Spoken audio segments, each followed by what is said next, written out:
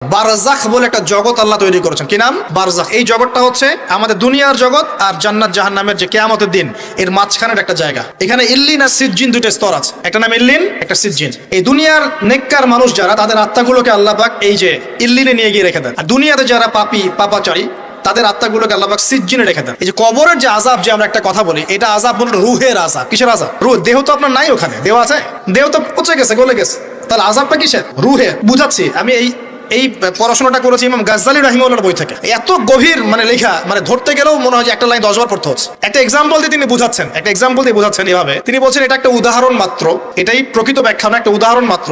বোঝানোর চেষ্টা করছেন তিনি এভাবে যে আমরা যখন ঘুমাই, অনেকে ভালো স্বপ্ন দেখেন না? ভালো স্বপ্ন দেখে আপনার কাছে ভালো লাগছে, খুব মজা লাগছে না? স্বপ্নের মধ্যে আপনি কি ভালো ফিল করছেন? মাশাআল্লাহ ভালো লাগছে, ঘুরছেন ফিরছেন খাচ্ছেন। যখন কোনো খুব ভালো আপনি একটা স্বপ্ন দেখেন, আপনার কিন্তু ভালো লাগে। আপনি স্বপ্নে ঘুমন্ত অবস্থাতেই আপনি স্বপ্নে বাস্তবের ফিলিংস পাচ্ছেন, এমন হয় না?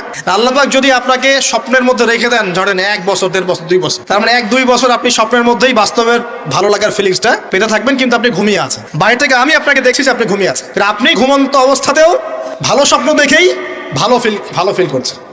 তিনি বোঝাচ্ছেন, উদাহরণ দিয়ে বোঝাচ্ছেন, এটা কিন্তু ব্যাখ্যা নয়, জাস্ট একটা বুঝাচ্ছেন উদাহরণ দিয়ে। আল্লাহ পাক যখন শহীদদের রূহগুলোকে জান্নাতে রেখে দেন, জান্নাতে তারা এইভাবে রূহগুলো ঘুরতে থাকে, ফল ফলাদি খেতে থাকে, পাখির মধ্যে রূহ দিয়ে দেন, সবুজ পাখি, এই পাখি উঠতে থাকে, তারা ভালো ফিল করতে থাকে। ওই হায়াতটাকে আল্লাহ পাক তাদের কাছে বাস্তব বানিয়ে দিয়েছেন। কথা বুঝতে পারছেন?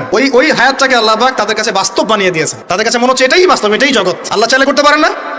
একটা ঘুমন্ত মানুষকে যদি আল্লাহ করতে পারেন, তাহলে শহীদদের ব্যাপারে করতে পারেন না? পারেন। আবার ধরেন একজন মানুষ পাপাচারী, আপনি কখনো কখনো স্বপ্ন দেখেছেন, ভয়ের স্বপ্ন, আটকে উঠছেন, শ্বাস বন্ধ হয়ে যাচ্ছে, এমন হয়নি অনেকদিন? আর হবে তো বেশি, কারণ কানে তো হেডফোন দিয়ে গান শোনেন, আর হেডফোন কানে দিয়ে ঘুমান, এফএম শুনতে শুনতে ঘুমান, এই কি করতে করতে ঘুমান। ঘুমানোর আগে তো দোয়া কালাম নাই, দোয়া কালাম মাসনুন দোয়া কালাম তো নাই, সূরা মুলক নাই, সূরা বাকারা শেষের আয়াত নাই, ইত্যাদি নাই, পবিত্রতা নাই, বিছান ছাড়েন না, লাইটস অফ করেন না। আপনার সুন্নত মাফিক তো ঘুমাচ্ছি না আমরা। ঘুমানোর কতগুলো সুন্নত জানেন? ঘুমানোরই কত সুন্নত আছে। ইস্তেনজা করতে হয়, ওযু করে আসতে হয়, পারলে মেসওয়াক করে নেয়, বিছান ঝাড়তে হয়, বিসমিল্লাহ বলে লাইট অফ করতে হয়, দরজায় খিল দিতে হয়, পাত্র যদি থাকে খাবার পাত্র, পানির পাত্র ঢেকে দিতে হয়, তারপরে পড়তে হয় বিছানায় গিয়ে আয়াতুল কুরসি, সূরা বাকারা শেষের 2-3টা আয়াত, সূরা ফালাক নাস ইখলাস, হাত একত্রিত করে ফু দিয়ে সারা গা মাসাহ করতে হয়, ডান কাত হয়ে আল্লাহুম্মা বিইসমিকা আমুতু ওয়া আহইয়া বলে এই যে 33 বার সুবহানাল্লাহ, 33 বার আলহামদুলিল্লাহ, 34 বার আল্লাহু আকবার পড়তে পড়তে ঘুমাতে হয়।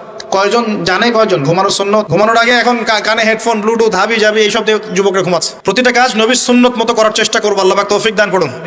এই যে 9 নম্বর ওয়াদা করেন, জীবনের প্রতিটা কাজ নবীর সুন্নাহ মতো করবেন। রাজি আছেন ইনশাআল্লাহ?